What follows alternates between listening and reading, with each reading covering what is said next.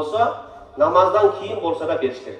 Ош облусунун Борбордук мечитине момун мусулмандар таң эрте чогулушту. Быйылкы Ороз айт намазы жылдагыдай аянтта эмес, мечиттерде окулду.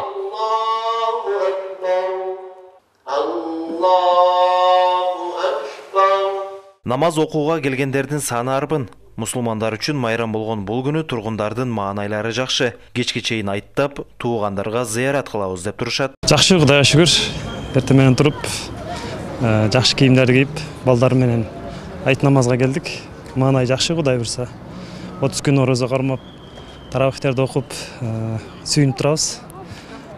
Бардык кыргызстандыктарды ошол улуу ыйык Ороз айт менен куттуктайм. Бүгүн майрам өзгөчө болду, жылдагыдан караганда башкача болду. Себеби эл башыбыз менен бирге жанма-жан туруп намаз окушту Алла насип кылды. Элдин маанайы Кудайга шүгүр, алхамдулилlah бардыгы жакшы. Алла Таала бардыгыбызга өзү куттуу, берекелүү кылган болсун. Бардык мусулмандарга Алла Таала тынчтык, амандчылык, токчулук берсин. Фатиха сүрөсүн окуп Айт намазын облус тургундары менен чогуу окуган президенттин Оштогу өкүлү жарандарды куттуктады. Анда ар бир үйгө жакшылык, тынчтык каалап, өлкөнүн өнүгүүсүн тиледи. Ушул учурдан пайдаланып, жалпы биздин облустун элин, жалпы мекендештерибизди мынакей ушул ыйык Рамазан айынын айты менен Кыргыз Республикасынын президентин Ош облусундагы кармыктуу өкүлчүлүктүн атынан, жеке өзүмдүн атыман чын жүрөктөн куттуктайм. Албетте бул майрам ынтымак, достук, биримдиктин майрамы, рашкерчиликтин майрамы, кечиримдүүлүктүн, кайрымдуулуктун майрамы.